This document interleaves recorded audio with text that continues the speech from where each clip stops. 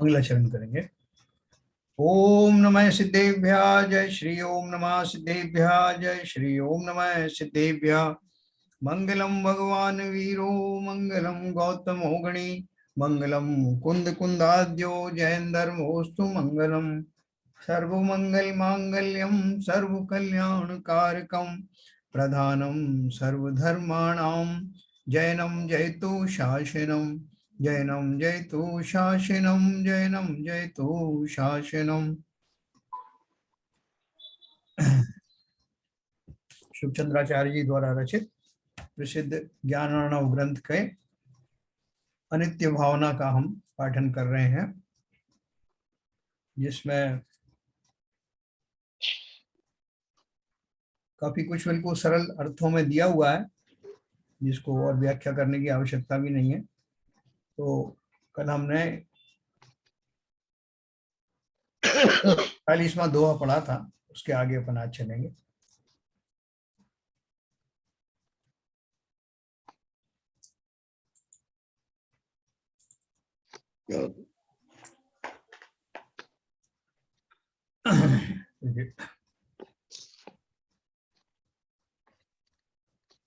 Forty one हमने जो पढ़ा था, मैं एक बार फिर से पढ़ूंगा 41 को। घनमालानुकारिणी कुलानि च बलानि च राज्यालंकार वित्तानि कीर्तितानि महर्षिभिः। महर्षियों ने जीवों के कुल कुटुंब बल राज्य अलंकार धनादिकों को मेघ पटलों के समूह समान देखते देखते विलुप्त होने वाले कहे हैं। यह मूल प्राणी वृथा ही नित्य की बुद्धि करता है ना। ये अपन सब जानते हैं, कुटुंब है, जल है, बल है और राज्य अलंकार धन मेघ पटल की तरह जैसे मेघ विच्छिन्न हो जाते हैं, और उसी तरह से ये सारी जो वस्तुएं जो जीवों को संयोग मिलते हैं, ये जैसे संयोग आते हैं वैसे चले भी जाते हैं, और हम उनमें स्थायी बने रहने की उनकी कामना करते हैं। कामना ही नहीं, हम ऐसा मानते हैं, विश्वास हमारा ये है कि ये सदा बने रहेंगे।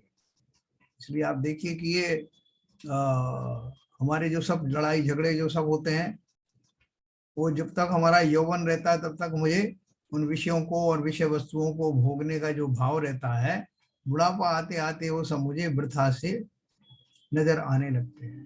लेकिन तब तक मैं बहुत लोगों से लड़ाई युद्ध सब कुछ कर लेता हूँ, तो धन के लिए, उन वस्तुओं के लिए जो मुझे आज अच्छी लग रही हैं, वो कितने दिन साथ चलती हैं।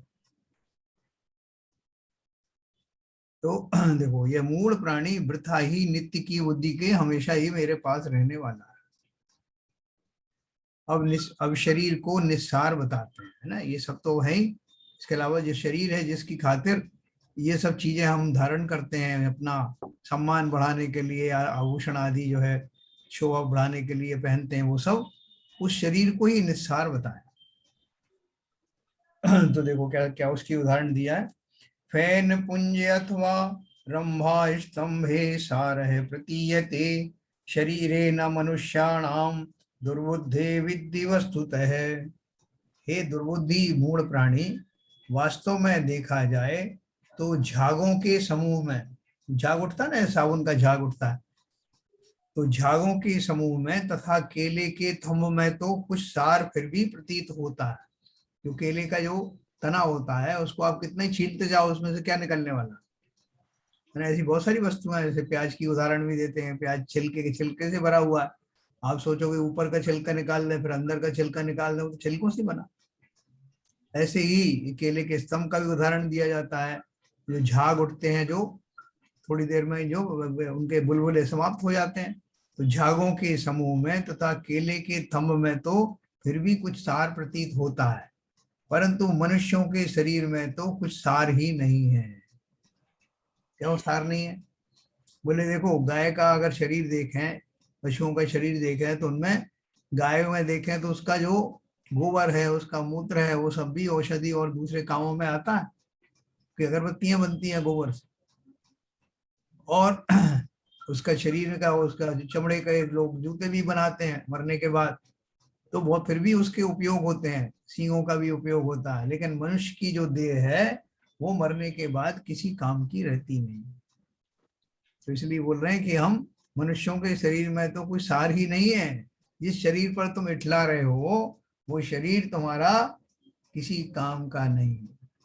जीते जी भी उसको किस में लगाते हो, भोगों में लगा देते हो, और मरने के बाद उसका कोई भी उपयोग नहीं है। भावार्थ है यह दुर्बुद्धि, ऊपर लीजिए सर। यह दुर्बुद्धि प्राणी मनुष्य के शरीर में कुछ सार समझता है। इसमें कहा गया है कि इसमें कुछ भी सार नहीं है। मरने के पीछे यह शरीर भस्म कर दिया जाता है तथा अवशेष कुछ भी नहीं रहता। यह प्राणी वृथा ही शरीर को सार जानता है ना।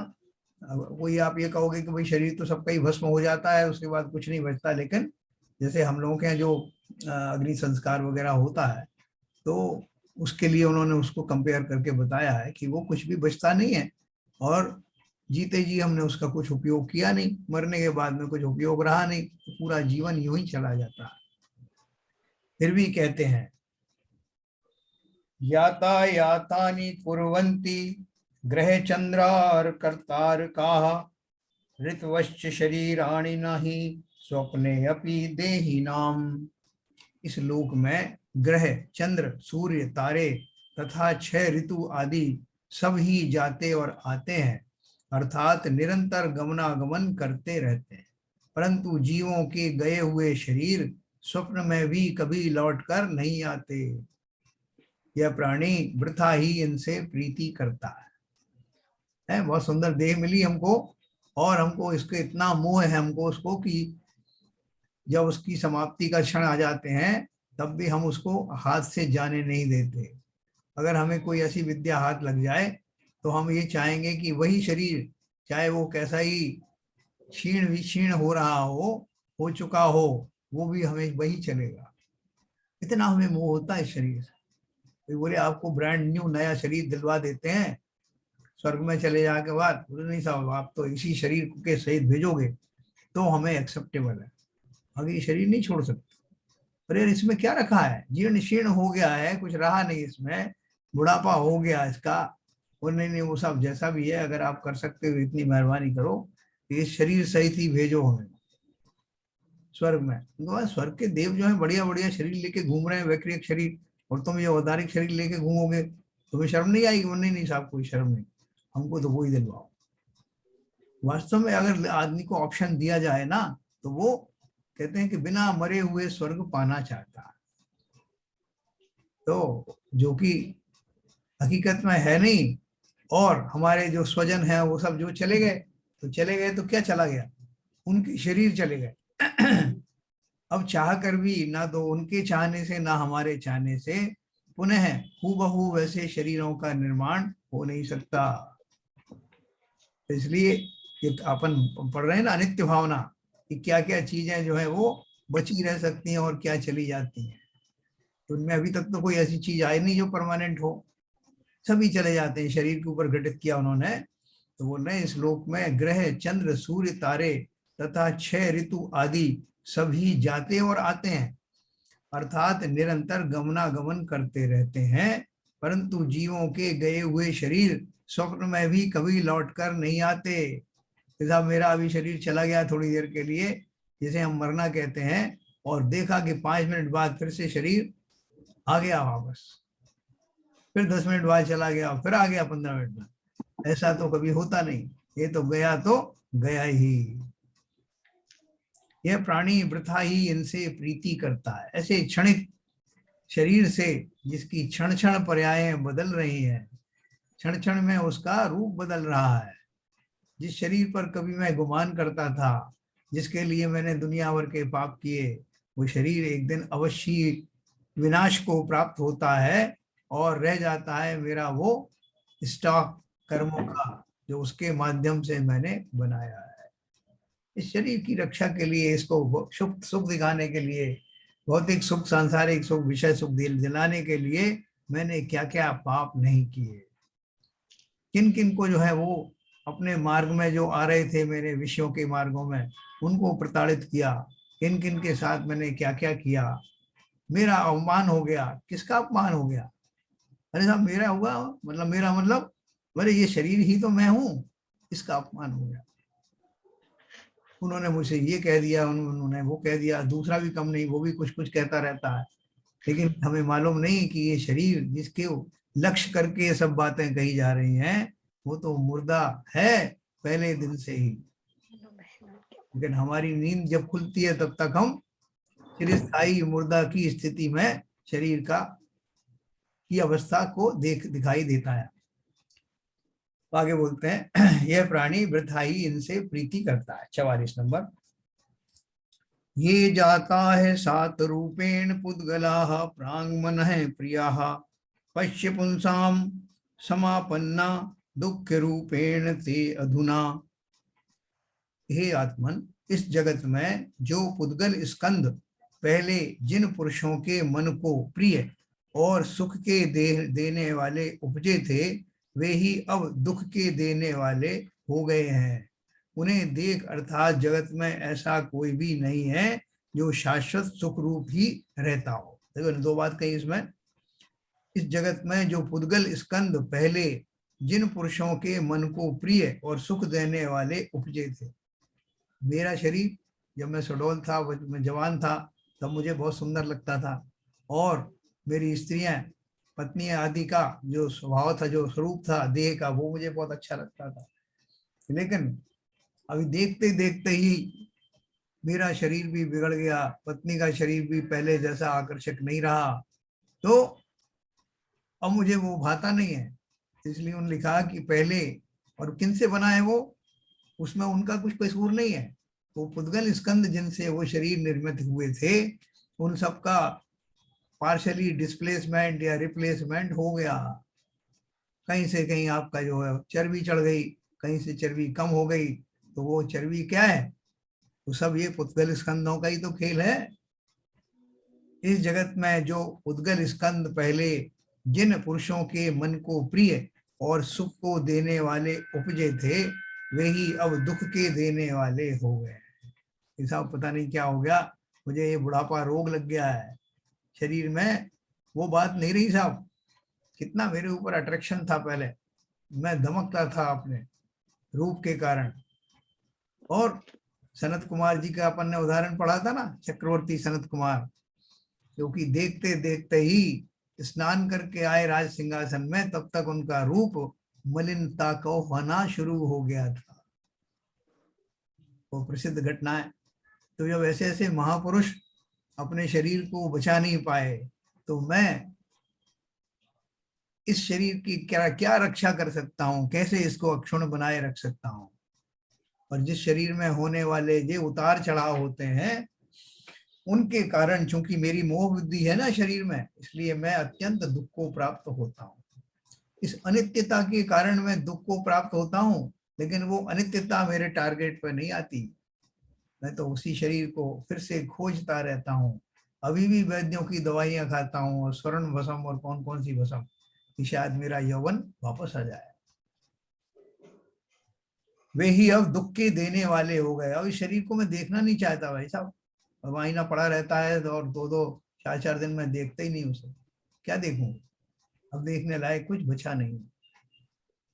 अब वो दुखी देने वाले हो गए हैं, उन्हें देख, अर्थात जगत में ऐसा कोई भी नहीं है जो शाश्वत सुख रूप ही रहता हो, है ना। ये तो शरीर की बात हो गई। और सुख की भी बात करें तो अगर किसी को भी कभी सुख की प्राप्ति संसार में परमानेंट होती नहीं। जो सुख भी हम जो सुखावास कहते हैं, वैसा सुख भी परमानेंट नहीं रहता। पुण्य उदय उनके जिनके भी, पुण्य उदय जिनके उनके भी ना ही सदा सुख साता, है ना। अपन ने पढ़ा ना वैराग्य भावना में, कि जिनके में पुण्य का बहुत ज्यादा उदय है, उनके भी सुख साता हमेशा नहीं रहती। तो इसलिए हम जैसे लोगों को जो पुण्यहीन है, या उतना पुण्य हमारे पास नहीं है, तो हमारा तो जो कुछ भी जो फैसिलिटी थोड़ी बहुत मिलती है, वो परमानेंट रहने वाली नहीं है, ये प्रत्यक्ष में ही दिखाई देता है। तो अब सामान्य से कहते हैं, मोहांजनमी वाक्षाणामिन्द्रजालोपम जगत मोह्यत्य स्मिन्नन्यम लोको न बिंब केन हेतुना, क्या बोल रहे हैं,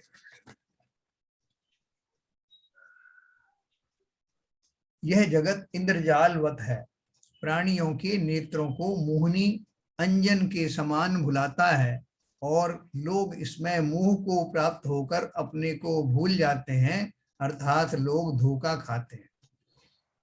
देखो ये मोहिनी एक अंजन होता है, एक मोहिनी अंजन, वो अंजन लगाने से, आपने अंजन चोर का नाम सुना है? तो वो अपने आंखों में एक अंजन लगाता था विशेष, उस अंजन को सिद्ध किया हुआ अंजन था, वो अंजन यानी काजल, और उसको लगाने से वो अदृश्य हो जाता था, वो किसी को दिखाई नहीं देता था। और दूसरे एक अंजन ऐसे भी आते हैं जिनसे जिसके लगा दिया जाए वो अपनी सुध बुध भूल जाता है, उसकी मेमोरी चली जाती है। तो ये बोल रहे हैं कि ये जो मोहिनी कर्म है, इसके कारण प्राणियों की ऐसी ही दशा हो गई है कि वो अपने आप को भूल गए हैं, मैं कौन हूँ, मैं कौन हूँ, मेरा क्या स्वरूप है। ये अनादि काल की जो मोहिनी अंजन है, उसकी वजह से मैं इस तरह की इस दशा को प्राप्त हुआ हूँ। अर्थात लोग धोखा खाते हैं। किससे धोखा खाते हैं? यह जगत इंद्रजालवत है, इस संसार में जो कुछ घटित हो रहा है वो हमें दिखाई तो देता है, लेकिन ना तो वो स्थायी है और ना ही वो सुख का देने वाला है। जैसे इंद्र का जाल होता है, बहुत सारी चीजें जो है हमें नकली दिखाई देती है, वो जादूगर कुछ कुछ बना बना के दिखाता है और वो सब समाप्त हो जाता है। तो अपन बोलते हैं उसने नजर बांध दी, साहब उसने हाथ की सफाई कर दी, जो भी करता है, हम उससे जो भ्रमित हो जाते हैं। तो ऐसा इस संसार में आने वाले समस्त जीव जब तक मिथ्या दृष्टि है, वो संसार के इस माया जाल में इसी तरह से फंसे रहते हैं। संसार को नित्य मानते हुए, यहाँ होने वाली सभी घटनाओं को परमानेंट मानते हुए और उसमें मोहित होते रहते हैं। अतः आचार्य महाराज कहते हैं कि हम नहीं जानते कि ये लोग किस कारण से भूलते हैं, अपना स्वरूप क्यों भूल गए। यह प्रबल मोह का ही महात्म्य है। ये चात्र जगति मध्ये पदार्थाश्चेत नेतराः ते ते मुनिभिः रुद्दिष्टाः प्रतिक्षण विनश्वराः। इस जगत में जो जो जो चेतन और अचेतन पदार्थ हैं, उन्हें सब महर्षियों ने क्षण क्षण में नष्ट होने वाले और विनाशी कहे हैं। यह प्राणी इन्हें नित्य रूप मानता है, यह भ्रम मात्र है। देखो अगर अपन को थोड़ा सा भी इस बात पर विश्वास हो जाए तो हमारा जो धैर्य है ना वो बहुत बढ़ जाए। संसार की कोई भी घटना परमानेंट नहीं है। जब ये पदार्थ ही परमानेंट नहीं है, इनकी पर्याय नित्य क्षण क्षण बदलती जा रही है, तो अगर हम धैर्य रखें तो, जैसे किसी से हमारी अनबन हो गई, किसी ने हमको कोई कटु शब्द भी कह दिए और हमने थोड़ा धैर्य धारण किया, तो आप यकीन मानिए उसके परिणाम थोड़े देर बाद ही बदल जाएंगे। लेकिन हमें धैर्य नहीं रहता। धैर्य तो हम बहुत ज्यादा अधीर हैं। कोई व्यक्ति कुछ कहने के लिए मुंह खोलता है तो हम उसको तुरंत रोक देते हैं, अपना जब फौरन जवाब देते हैं, बिना उसकी पूरी बात सुने हुए उसका पूरा फौरन जवाब देते। वो बोला साहब मेरी बात तो सुन लीजिए, मैं क्या कहना चाहता हूँ। और सुन तो ली, उसकी बात नहीं सुनना पूरी, अपन बीच में बोल दिए। और अगर अपन सुना रहे हो तो कोई बीच में अगर बोल दे तो अपन को बर्दाश्त नहीं। ऐसे हमारे दोनों तरह के स्टैंडर्ड होते हैं। और क्यों होते हैं? क्योंकि मुझे लगता है कि मैं अपनी बात जल्दी से कह लूँ, ऐसे इससे पहले कि कोई कहीं व्यवधान आ जाए पूरी कह लूँ। लेकिन दूसरा कुछ कह रहा है तो उसमें व्यवधान डालना भी मेरा अधिकार है। दोनों ही केस में हमारे पास धैर्य नहीं होता। और अगर हम इस धैर्य का आलम्बन लें कि संसार की कोई घटना, कोई विषय वस्तु परमानेंट नहीं है, थोड़ा धैर्य तो रखो, क्या बिगड़ने वाला है। ये सब मैंने इसलिए जल्दी से कह दिया कि इससे पहले कि ये कुछ और कह पाते, तो मैंने इनको लपक लिया। अरे भैया, पूर्ण धैर्य से अपनी बात भी धैर्य से कहो और दूसरे की बात भी धैर्य से सुनो। अगर मुझे ये कहीं अच्छा नहीं लगता, कोई मेरी बात पूरी सुने बिना ही कमेंट कर दे, तो दूसरे के लिए भी ये लागू होता है। तो यहाँ उन्होंने जो कहा, संसार में कुछ भी नित्य नहीं है, अगर ये भावना हम जीवन में धारण करें तो मेरा मान, मेरा अपमान, मेरा धन, मेरे स्वजन, कुछ भी तो परमानेंट नहीं है। धैर्य धारण करना, उनका वियोग भी हो जाए तब भी, संयोग हो जाए तब भी। अब संक्षेपता से कहकर अनित्य भावना के कथन को संकुचित करते हैं, है ना। ये अनित्य भावना हमारी समाप्त हो गई और दूसरी भावना शुरू हो गई। गगन नगर कल्पम संगमम वल्लभानाम जलद पटल तुल्यम यौवनम बाधनम वा सुजन सुत शरीरादीनि विद्युच्चलानि क्षणिक मिति समस्तम विद्धि संसार वृत्तम। मालिनी है। ऊपर कर लीजिए। आचार्य महाराज कहते हैं कि हे प्राणी, वल्लभा अर्थात प्यारी स्त्रियों का संगम आकाश में देवों से रचे हुए नगर के समान है, अतः तुरंत विलुप्त तो हो जाता है। देवों द्वारा रचित होते हैं ना नगर बहुत सारे। रामचंद्र जी अपने जब वनवास में थे तो एक वृक्ष के नीचे, बड़ा सा बट वृक्ष था, उसके नीचे ठहरे और उसके ऊपर में एक यक्ष रहता था जो उस एरिया को पूरे का इंचार्ज था। उसने अपने अवधि ज्ञान से जान लिया कि ये मेरे वृक्ष के नीचे जो आए हैं ये कोई मामूली व्यक्ति नहीं है, ये तो बलभद्र कृष्ण, एक बलभद्र और नारायण है ये, और इन साथ में सीता जैसी इनकी पत्नी है। तो वो बहुत ज्यादा, उसको बहुत बहुमान आया इस बात का, और उसने सोचा ये अयोध्या के राजा, इनको एहसास ये होना चाहिए कि अभी भी ये राजा ही हैं और किसी नगरी के ऊपर राज्य कर रहे हैं। तो उसके लिए उसने एक नकली वो नगरी का निर्माण किया। सुबह जब वो उठे सो करके तो देखा कि बहुत बड़ा नगर था और उसमें राजमहल में वो सोए हुए हैं, महल के अंदर। उसको बहुमान आया ऐसा, और उसने उस नगरी को बनाया, रचित किया। बहुत सारे लोग कहते हैं कि वो ये रामटेक जो है यही वो नगर था। तो वो तो किंवदंतियां हैं। बाकी देवों में इतनी शक्ति होती है कि वो नगरों को बसा सकते हैं और वो घटना के समाप्त होने के बाद उस नगर को समाप्त भी कर सकते हैं, तो विक्रिया रिद्धि से उत्पन्न होता है। तो बोल रहे हैं, हे प्राणी, वल्लभा अर्थात प्यारी स्त्रियों का संगम आकाश में देवों से रचे हुए नगर के समान है, अतः तुरंत विलुप्त तो हो जाता है। जैसे आसमान में तरह तरह की वो डिजाइन बनती है ना बादलों की, थोड़ी देर अपन बड़े मोहित होकर देखते रहते हैं उसको, थोड़ी देर में ही वो समाप्त हो जाता है, आकृतियां बनती हैं तरह तरह की। तो बोल रहे हैं, और तेरा यौवन व धन जलद पटल के समान है। जलद यानी मेघ, मेघ पटल के समान है, सो भी क्षण में नष्ट हो जाने वाला है। तथा स्वजन परिवार के लोग, पुत्र शरीर आदि बिजली के समान चंचल हैं। इस प्रकार इस जगत को अवस्था, जगत की अवस्था अनित्य जान के नित्यता की बुद्धि मत रख। संसार में कुछ परमानेंट नहीं है, उनको लेकर ना तो घमंड करना और ना ही उनके चले जाने पर दुख जतलाना, क्योंकि जो आया है वो छूटेगा, जिसका संयोग मिला है उसका वियोग भी होगा।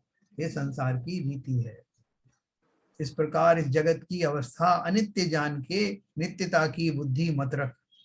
इस भावना का संक्षेप यह है कि यह लोक षट द्रव्यमयी है।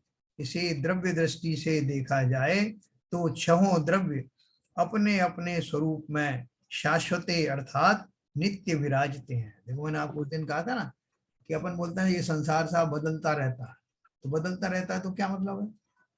वो 6 द्रव्य हैं कि नहीं है कि वो नष्ट हो जाते हैं? तो नहीं, 6 द्रव्य तो हैं, वो तो शाश्वत हैं, हमेशा रहते हैं, लेकिन उनकी पर्यायें बदलती रहती हैं।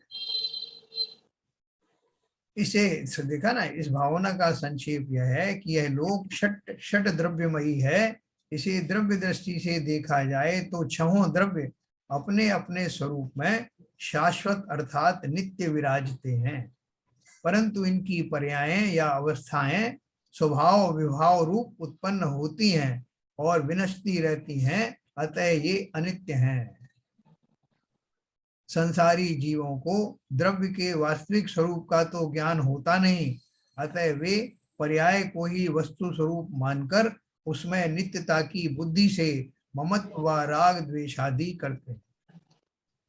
आपने वो देखा होगा वो नाइग्रा फॉल जो अमेरिका और कनाडा की जो उसमें है ना, सीमा पर है, तो उसका जब वो लाइट चालू करते हैं तो बहुत सारे कलर उसमें आते हैं झरने में।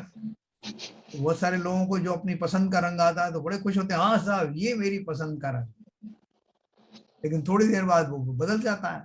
लेकिन उनका जो उसमें मोह रखा रहता है कि मैं तो साहब यही कलर देखना चाहता था, ये बदल गया। ऐसे ही इस दुनिया के सारे कलर बदलते रहते हैं, कुछ भी स्थायी है नहीं। किससे प्रीति करोगे और जिससे करोगे उसके जाने से दुख अवश्य ही होगा, ठीक है ना। तो इसलिए उन्होंने बोला इनकी पर्यायें स्वभाव विभाव रूप उत्पन्न होती हैं, विनष्टि रहती हैं, अतः ये अनित्य है। संसारी जीवों को द्रव्य के वास्तविक स्वरूप का तो ज्ञान होता नहीं, अतः वे पर्याय को ही वस्तु स्वरूप मानकर उसमें नित्यता की बुद्धि से ममत्व व राग द्वेष आदि करते हैं। मैं शरीर हूं, ये मैंने मान लिया, तो शरीर है तो शरीर की पर्याय तो बदलती रहेंगी ना, तो बदलती रहेंगी तो वो मुझे इष्ट नहीं है। तो वो बोल रहे हैं कि अगर मैंने उसको ये मान लिया होता शुरू से ही कि अनित्य है ये परमानेंट रहने वाला नहीं है, तो मैं आज दुखी नहीं होता। मेरे दुख का कारण है ही ये कि मैंने उन सब क्षणिक पदार्थों को नित्य मान लिया। अतः ये पर्याय को ही वस्तु स्वरूप मानकर उसमें नित्यता की बुद्धि से ममत्व या राग द्वेष आदि करते हैं। इस कारण यह उपदेश है कि पर्याय बुद्धि का एकांत छोड़कर द्रव्य दृष्टि से अपने स्वरूप को कथनचित नित्य जान और उसका ध्यान करके लय को प्राप्त होकर वीतराग विज्ञान दशा को प्राप्त होइए, है ना। तो क्या बताया उन्होंने, पर्याय बुद्धि का एकांत छोड़कर, एकांत छोड़कर मतलब कि पर्याय बुद्धि जैसी दिख रही है वो उसी को अपना स्वरूप मान करके वही मेरा स्वरूप है, वो गया तो मैं गया, ऐसा नहीं मानना। शरीर है इसमें कोई शक नहीं, शरीर और जीव का कॉम्बिनेशन बना रहता है जब तक उसका अंत नहीं आता जीवन का। जीवन किसका है, उम्र किसकी है, शरीर की। तो कॉम्बिनेशन है इसमें कोई शक नहीं है, लेकिन वो कॉम्बिनेशन अस्थायी है, क्षणिक है, ऐसा विश्वास में लाना, इसको ही पर्याय बुद्धि कहते हैं। उसको हटाकर द्रव्य दृष्टि से अपने स्वरूप को कथनचित नित्य जान, है ना। एक अपेक्षा से, किस अपेक्षा से कि अगर शरीर के माध्यम से देखूं तो शरीर तो बदलता जाता है और वो कभी परमानेंट रहता नहीं, लेकिन अगर मैं आत्मा को मानूं तो एक अपेक्षा से वो परमानेंट है। एक अपेक्षा क्या है वो, कि उसके स्वभाव आदि जो है वो परमानेंट बने रहते हैं। वैसे तो उसका भी जो आत्मा के प्रदेश हैं उनमें प्रचार प्रसार होता है, ऐसे उनमें परिवर्तन उसमें भी होते हैं, लेकिन उसके जो गुण हैं, गुणों की अपेक्षा से वो सदा काल एक से गुणों का धारी रहता है। कथनचित नित्य जान और उसका ध्यान करके लय को प्राप्त होकर, लय को प्राप्त होकर मतलब मेरा चिंतन में वो अब समरूपता आ जानी चाहिए, उसी दशा का, उसी जाति का चिंतन मेरा अब चलना चाहिए। वीतराग विज्ञान दशा को प्राप्त होइए। देखो इसका दोहा उन्होंने दिया है लास्ट में। तो आत्मा का जो स्वरूप है वो नित्य समझना चाहिए। हाँ नित्य ही है। हाँ नित्य है, बस हालांकि उसमें जो पर्याय बदलती रहती हैं, उनके गुणों गुणों ऊपर नीचे होते रहते हैं। हाँ, पर्याय वास्तव में बदलेगी लेकिन गुण जो है उसके वही रहने वाले हैं। वही रहने वाले वो इस अपेक्षा से आत्मा हमेशा रहती है। वो हैं। जैसे शरीर पल पल बदल जाते हैं, ये बदल गया, दूसरी पर्याय दूसरा शरीर मिल गया, ऐसा आत्मा के साथ तो नहीं होता। आत्मा तो वो वही है। वही आत्मा ही एक है जो नित्य है, बाकी तो सब अनित्य, बस एक नित्य वही है। फंडामेंटली हो। द्रव्य रूप कर सर्वथिर पर जे थिर है कौन, द्रव्य दृष्टिया पालको पर ये नए करी गौण, है ना। वही बात उन्होंने यहाँ पे लिखी है। द्रव्य द्रव्य रूप कर सर्वथिर, अगर द्रव्य के रूप से देखा जाए तो संसार के छहों द्रव्य स्थिर हैं, बने हुए हैं, एक भी द्रव्य गायब नहीं होता। परजय थिर है कौन, लेकिन पर्याय रूप से कोई भी स्थिर नहीं है। द्रव्य दृष्टिया पालको, अपने स्वरूप को द्रव्य दृष्टि से निहारो, पर्यायन कर गौणों, पर्यायों को गौण करके अपने द्रव्य, अपने को स्थिरता ध्रुव रूप से जो मैं हूं उसका ही सदा काल अनुभव करना, ठीक है। तो ये हमारी अनित्य भावना हुई। अनित्य भावना में मेरे अतिरिक्त बाकी सब ही अनित्य है, ठीक है सर, किसी को कोई और प्रश्न हो तो पूछे, नहीं फिर अपन अगली अशरण भावना पे तो चलेंगे। ये जो आत्मा के जीव के अलावा जितने भी पदार्थ हैं हाँ तो उनको भी नित्य बताया है नहीं, लास्ट में। द्रव्य तो छह है ना, षड हाँ, द्रव्यों से मिला हुआ। संसार की परिभाषा ये है कि 6 द्रव्यों के समूह को विश्व कहते हैं। यस। तो वो 6 द्रव्य तो रहेंगे परमानेंटली। धर्म द्रव्य कहीं नहीं जाएगा, अधर्म द्रव्य कहीं नहीं जाएगा, काल आकाश कहीं नहीं जाएंगे, जीव पुद्गल कहीं नहीं जाएंगे। लेकिन पर्याय अपेक्षा से सबकी पर्यायें बदलती रहती हैं।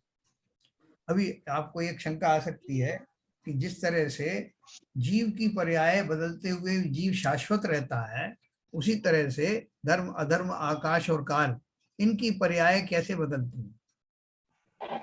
तो बोलते हैं द्रव्य तो शाश्वत है लेकिन उनकी पर्याय बदलती है। अपन ने ये टॉपिक पहले पढ़ा था, किसी को याद हो तो। अपन ने अर्थ और व्यंजन पर्याय पढ़ी थी। अर्थ व्यंजन। हाँ बोलिए शैलन जी, आपने सुना था ना वो, क्या था वो? मतलब उपादान शक्ति उसकी बनी रहती है, लेकिन हाँ। वो चेंज, उसमें पर्याय चेंज होती रहती है। हाँ और ऐसी चीजें ऐसी जब को जो जैसे पहाड़ है उसकी पर्याय भी चेंज हो रही है, लेकिन उसका मतलब बहुत स्लो हो रहा है प्रोसेस। वो लाखों वर्ष तक आपको दिखेगा, धीरे धीरे वो भी उसकी भी चेंज हो रही है। हाँ, ये तो खुद की जो जो चेंजेस हैं वो तो बहुत आपको बहुत आसानी से दिखाई देते हैं। हाँ। छोटा सा पहाड़ है बढ़ करके बड़ा पहाड़ हो जाता है, बिखर के समतल हो जाता है, उसी जगह पे समुद्र बन जाता है। ये सब चेंजेस तो बहुत एमिनेंट चेंजेस हैं। मूल गुण चेंज नहीं होते। हाँ, मूल गुण उपादान शक्ति जो है उसकी वो चेंज नहीं होती। भूतगल का जो मूल गुण है, जो उसमें रूप रस गंध वर्ण आदि स्पर्श वगैरह होते हैं, वो तो परमानेंट रहेंगे, रहेंगे। किसी भी पर्याय में चले जाएं। तो हमारी मूल बात ये समझने की इसलिए जरूरी है कि जीव अपने आसपास में रहने वाले पुद्गल परमाणुओं को ही देखता है, और सारी उसका खेल वो पुद्गल के साथ ही जुड़ा हुआ है। धर्म द्रव्य आकाश द्रव्य ये सब अपना अपना काम करते हैं, नोबल द्रव्य हैं, इनका ना कुछ बिगड़ता है और ना हमें उनसे कुछ ज्यादा सरोकार हम रखते हैं। वो अपना अपना काम कर रहे हैं और हम भी उनका लाभ भी उठा रहे हैं। चलने वाले को धर्म द्रव्य जो है सहकारी होता है, रुकने वाले को अधर्म द्रव्य सहकारी होता है। काल से पर्यायें बदलती रहती हैं ना, आकाश सबको अवगाहन देता है, ये सब हम जानते हैं। लेकिन हमारा जीव का और पुद्गल का विशेष वास्ता होता है, और उससे मिलने वाले संयोगों में ही मैं फंस जाता हूँ। पुद्गल ही है सबसे बड़ा कार्य। निकल के तो वही बात आ रही है। हाँ, तो ये कुल मिलाकर के ये है कि हमारा जो व्यवहार है, वो व्यवहार में हम जितनी भी अनित्य वस्तुएं हैं, अभी देखो ऐसा नहीं कि ये पहली बार हमको जानने को मिला हुआ, हम सब जानते हैं ये बात है कि सब कुछ रहता नहीं, लेकिन मानते नहीं है, उस पर विश्वास नहीं करते। जो 2 दिन से अपन चर्चा कर रहे हैं, जैसे पुद्गल का जो अपना बुढ़ापा आता है और जो चेंज हो रहा है, तो वो मतलब हर आदमी की वही वो है सोच गहराई, और उसी में फंसा हुआ दुखी है। मतलब थोड़ी सी सोच में, ज्ञानियों की सोच में हमारी सोच में थोड़ा फर्क है। उनके सामने घटित सबके साथ वही हो रहा है। उनका भी शरीर है, शरीर पहले उनकी भी दशा वैसी रही होगी, वो भी गृहस्थी में रहे होंगे, लेकिन वहां से निकलने के बाद उन्होंने अपने चिंतन को दूसरी दिशा में मोड़ दिया। वस्तुएं सब वैसी ही रही, शरीर भी नहीं छूटा अभी बहुत सारे जीवों का, तो और लेकिन चिंतन बदल गया। लेकिन हमको ऐसा लगता है कि हमारी पर्याय है, जो भी हमारा युवा शरीर वो कभी चेंज होने वाला नहीं, हमको लगता है। हमको ऐसा भान है, हम उसी को देख के ही खुशी होते रहते हैं। आपकी ऑडियो में कुछ प्रॉब्लम आ गई शैलन जी, हाँ? आपके ऑडियो में कुछ प्रॉब्लम, बीच बीच में वॉइस ब्रेक हो रही है। कल भी था ऐसा ही, कल परसों। अच्छा, ठीक है। तो देख लेना बाद में। तो हाँ, अब बोलिए, आज बोले क्या बोल रहे थे? नहीं, ये कह रहा था कि जैसे हम लोग अभी युवावस्था में चल रहे हैं या बाल्यावस्था में चल रहे हैं, तो हमको कभी ये भान नहीं रहता है कि अभी हमारी नेक्स्ट लेवल जो आने वाला है हमको दिख रहा है, अपने बड़े लोगों को दिख रहा है। हमको वही भान रहता है कि रहेंगे, उसी को देखते हुए करते रहते हैं हम लोग। हाँ, तो अपन इसका चिंतन नहीं करते थे। वो शैलन जी बात ये है, जैसे अपन ने आज ये बात पढ़ी, तो अपन ने पढ़ी इधर, इधर से पढ़ी उधर से चली गई, और कोई पूछेगा हाँ साहब वो सुना तो था, वो बता रहे थे कि वह कुछ भी नित्य नहीं है, वो है बात तो सही है साहब, मगर ठीक है जैसा है। हम इतना कैजुअल हैं इन सब बीतों में कि उससे कुछ सबक नहीं लिया, कि इससे क्या सबक लिया आप? कुछ सबक ले सकते हैं क्या पदमचंद जी अपन? नहीं जी, कुछ सबक कुछ नहीं होगा, सबक होगा, हाँ कुछ नहीं होगा, कुछ नहीं होगा। नहीं, आज जैसे अभी हम बोलते हैं देखने का अपने दृष्टिकोण संस्कार ऐसे पड़े हुए हैं कि जी। मतलब वो संस्कारों की वजह से कुछ भी नहीं होगा साहब, हाँ सिवाय थोड़ा वो चेंज आ सकता है लाइफ में, जब सोच तक में कि फर्क आ हम सकता है थोड़ा, जब बाकी होगा नहीं कुछ। जब तक कि हम खुद ही इस बात का चिंतन ना करें कि मैंने अभी तक जो है इस दिशा में सोचा क्यों नहीं, जड़वत वैसे ही चला जाता है हमारा, हम उसमें जरा भी चेंजेस कर नहीं पाते क्योंकि हमारी चाहत भी नहीं है ऐसी।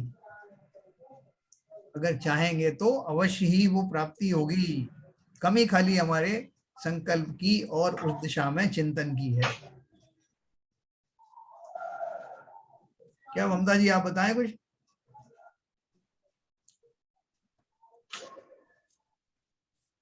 आज ममता जी हैं हमारे साथ, इस बारे में आपका कुछ हो विचार तो बताएं। मुझे ज्यादा नॉलेज नहीं है भैया जैज में, मैं तो अभी अच्छा, आप ही लोग से सब सीख ही रही हूँ। हाँ हाँ पर मेरा मानना ऐसा है कि जो अनादि की कुटेव है हमारे अंदर, जी तो वो भी मैंने ही डाली थी, अज्ञानता में डली वो। लेकिन जब अब हमने जान लिया इस विषय में कि अज्ञानता में हुआ, तो अब जब जान लिया तो अब चेतना चाहिए बराबर, और चेत के उसमें अपना पूरा पुरुषार्थ करना चाहिए, अपना प्रयास करना चाहिए। बिल्कुल सही है, बिल्कुल सही। बहुत बहुत बढ़िया, बहुत जबरदस्त बात है ये।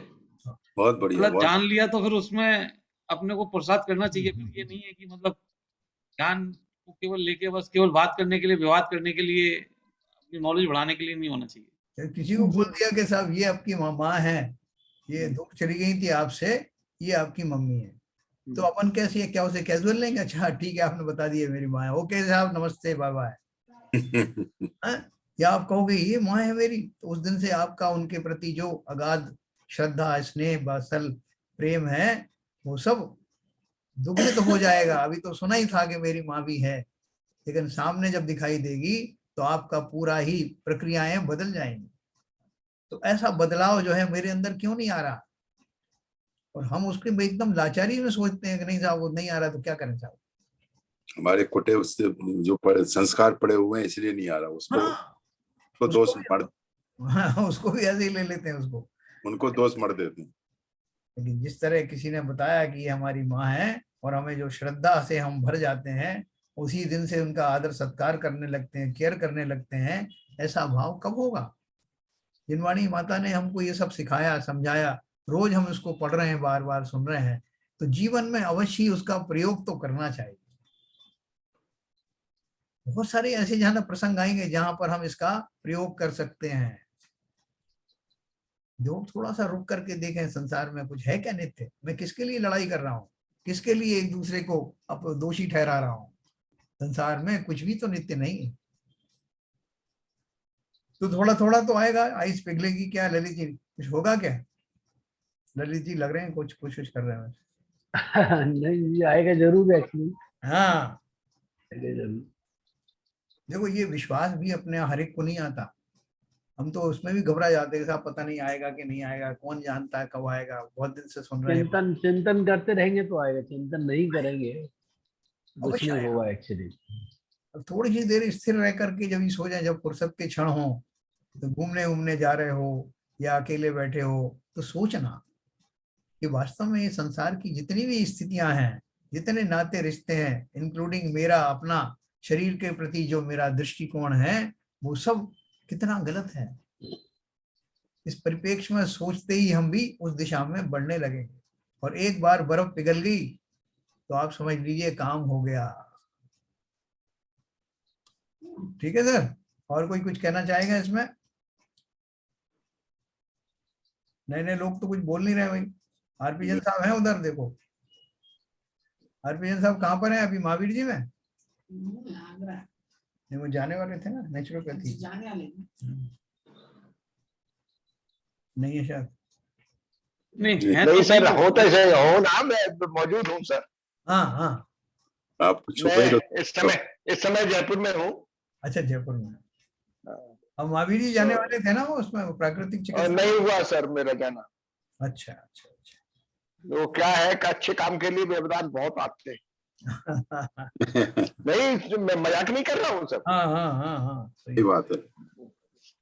कोई भी अच्छा काम सोचो तो उसमें व्यवधान बहुत आ जाते हैं। सही बात है। फिलहाल तो मैं जयपुर में हूँ। अच्छा देखो अच्छा अच्छा आगे क्या व्यवस्था बन। आज आपका उद्बोधन सुनना है सर। सर अच्छा। बहुत पकड़िए। नहीं, वो कह रहे हैं कि लेकिन फिर भी बहुत अच्छी बात कही सर। हाँ लेकिन अब क्योंकि बेसिकली मैं शरीर को ही अपना स्वरूप मानता आया हूँ, उसी के हिसाब से सब कार्य होते हैं। अब इस दिशा में जरा भी हमारा कहीं जैसे कह रहे हैं ना, सोच में एक परिवर्तन आ जाए कि मेरा अपने से ध्यान हटाकर जो कोई मेरे न तो मेरे माँ बाप भाई बहन या बंधु बांधव जो भी मेरे पास है, जिसको मैं कहता हूँ कि ये मेरा है, कुछ भी नहीं। बराबर। बहुत ही सुंदर भाव है सर। लेकिन किसी तरह से पकड़ आ जाए इनमें हाँ, तो बहुत सुंदर रहेगा। तो अपन ये भी मान के छोड़ देते हैं कि ये भाव भी अनित्य है, इसको जाने दो। नहीं सर, नहीं। ऐसे तो नहीं, इतनी आसानी से तो नहीं छोड़ा जाता। बहुत बढ़िया है। देखो ये ममता जी जो अभी जुड़ी हैं हमारे साथ में, ये सीबी जन जी साहब की सिस्टर हैं, भोपाल में रहती हैं। जी जी, एक बार पहले भी जुड़ी थी। हाँ, और काफी स्वाध्यायी है। आपको याद नहीं है, बहुत हाँ, एक बार और आया था, जुड़ा हुआ। हाँ सो ऐसे विद्वान जुड़ते रहते हैं। विदुषी हमारे साथ जुड़ी है सर, ऐसी हाँ बात नहीं, हाँ, समय बिल्कुल समय पर। बिल्कुल बिल्कुल बिल्कुल। तो सब लोग अपना उनकी बात सुनते हैं। बीच में सब लोग नहीं, इसको। एक्चुअली बहुत से लोगों को समय का बहुत से लोगों का हाँ, जुड़ना तो बहुत से लोग चाहते हैं, लेकिन बहुत से लोगों का मतलब समय पर 8 से 9 पे बराबर होना वो थोड़ा डिफिकल्ट हो रहा है। ये वो थोड़ा सा हिम्मत करने से हो जाता है, कि वो हाँ। क्रिटिकल टाइम है, इसमें कोई शक नहीं है कि बहुत तो सारे। संकल्प के ऊपर है साहब। हाँ, क्या सरिता जी, कैसे लग रहा है? कुछ अनित्य है कि सब कुछ अनित्य है, कुछ कुछ नित्य है? आत्मा को छोड़ के सब अनित्य है, हाँ, सभी तो बदल रहा है। हाँ, क्षण क्षण बदल रहा है, शरीर की पर्यायें बदल रही हैं, मेरे शब्द बदल रहे हैं, चाहे मुंह से निकले हुए शब्द श्रोता के कान तक जाते जाते भी उनके बहुत सारे पौद्गलिक बदलाव हो जाते हैं। और अगर हम चिंतन करें तो इंटरनेट का थोड़ा सा प्रॉब्लम।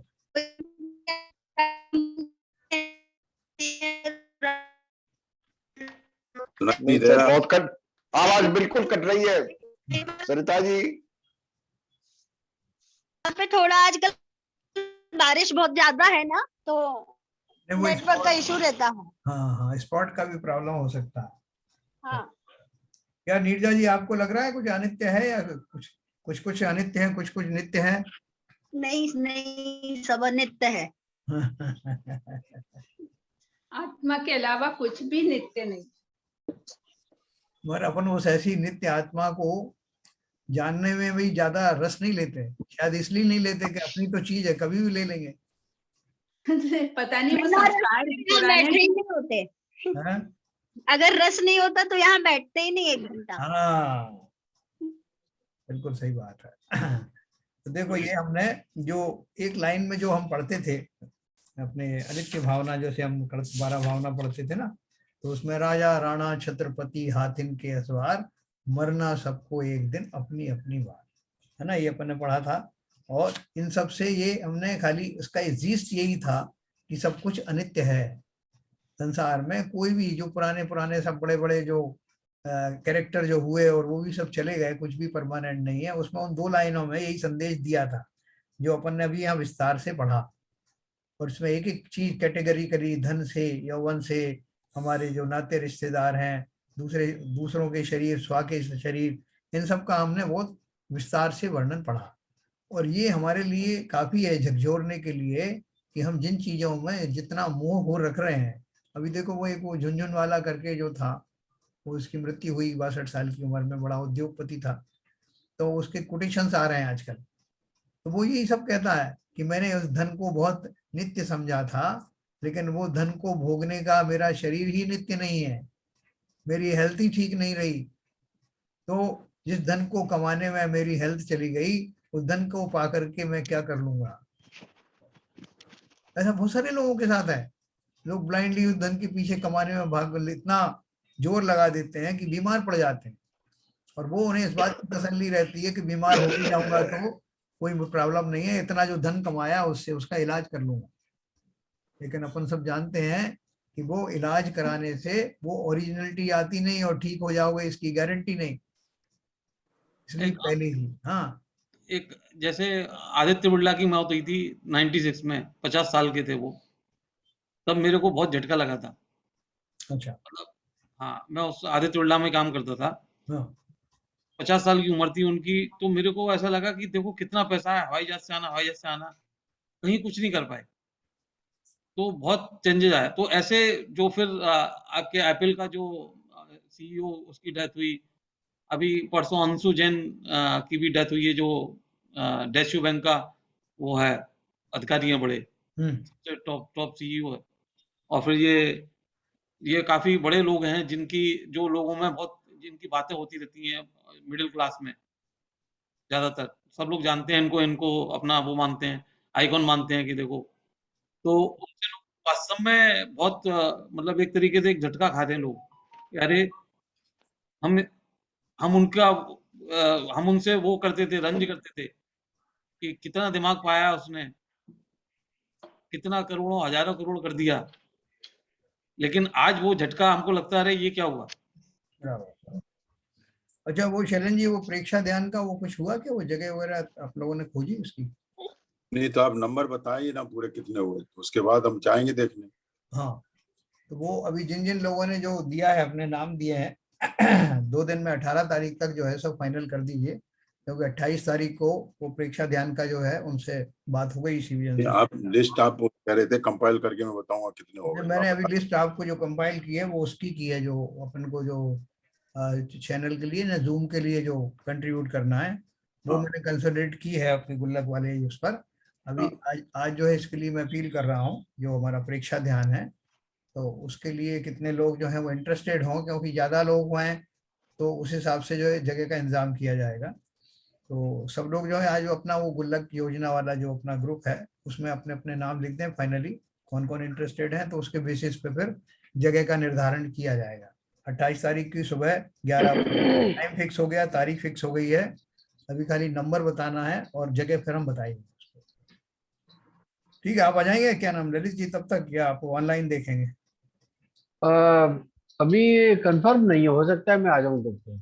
ओके, तो सब लोगों से निवेदन है कि सब लोग अपना उसमें वो एक लाइन लिख दें कि हाँ जो हम इंटरेस्टेड हैं 28 तारीख सुबह 11 बजे, और खारघर में ही कोई स्थान रहेगा जो सबको कन्वीनियंट रहेगा। ऑनलाइन का अगर हो सकता है तो वो उसको अटैच करने की कोशिश की जाएगी, नहीं तो ऑफलाइन तो रहेगा ही। आप एक बार जो वहां पे जितना सारा 13 पंथ लोग हैं ना, श्वेतांबर, एक बार उन लोग को भी टच करिए, वो लोग काफी सारे आ सकते हैं। उनको तो पता भी नहीं होगा कि ऐसा शिविर का आयोजन है। अच्छा, बहुत सारे लोग इंटरेस्टेड रहते हैं, लेडीज भी आ सकती हैं।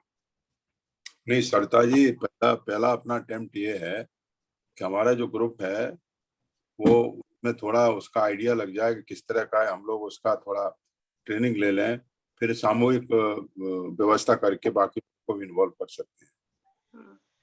बेसिक पर्पज ये है कि ये स्वाध्यायी ग्रुप में और बाकी जो जुड़ना चाहते हैं उन लोगों तक अभी सीमित रख रहे हैं। उसके बाद सेकंड स्टेज में इसको व्यापक रूप से, विस्तृत रूप से करेंगे तो ज्यादा अच्छा है। चलिए तो ठीक है, अब ये लिस्ट हो जाएगी फाइनल। 18 तारीख तक की डेट मैंने इसलिए दे दी कि कोई अगर गिरिराज में वो एक हाल है ना, एक बार वहां लग चुका है प्रेक्षा ध्यान का शिविर, काफी बड़ा है वो। अच्छा, यहाँ पे महावीर जयंती का एक बार कार्यक्रम भी हुआ था। हाँ कुछ याद आ रहा है मुझे। हाँ, क्या बाबूजी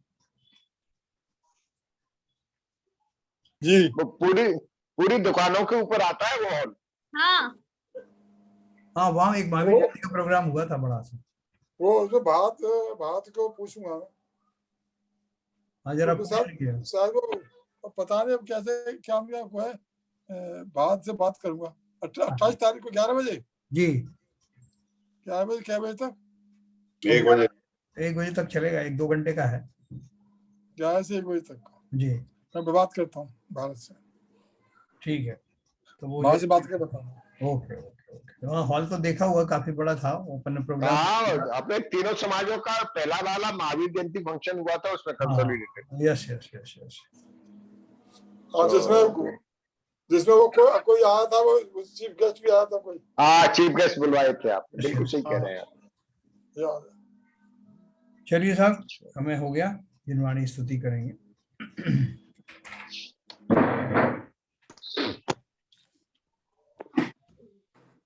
मिथ्यतम नाश वे को ज्ञान के प्रकाश वे को आपा पर भास वे को भानु सी बखानी है। छह द्रव्य जान वे को बंध विधि भान वे को स्वपर पिछान वे को परम प्रमाणी है। अनुभव बताए वे को जीव के जताए वे को काहू न सताए वे को भव्य और आनी है। जहाँ तहाँ तार वे को पार के उतार वे को सुख विस्तार वे को यही जिन वाणी है। हे जिनवाणी भारती तो हे जबूदन रैन, जो तेरी शरण आ गए सो पावे सुख चैन। जिनवाणी के ज्ञान से सूझे लोकालोक, सो वाणी मस्तक धरो सदा देते हैं धूप, सदा देते हैं धूप। जिनवाणी माता की जय। जय। नमोकार।